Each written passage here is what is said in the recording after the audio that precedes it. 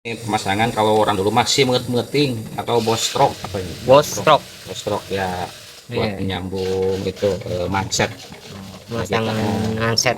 ya, nah kita udah jahit tadi nih, jadi awalnya begini nih.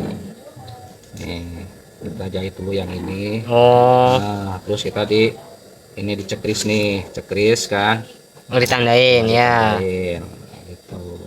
Lalu dibalik, Dibalik prosesnya. dibalik. Udah didasarin yang ini dibalik.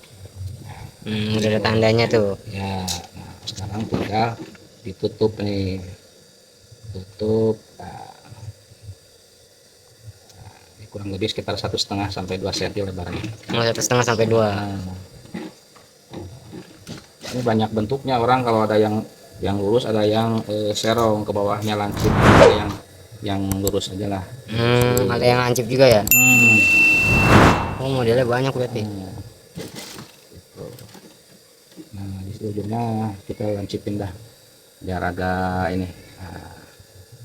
Nah, Oh gitu, ya. ngikut lancipnya. Nah, kita tinggal stick aja pinggirannya.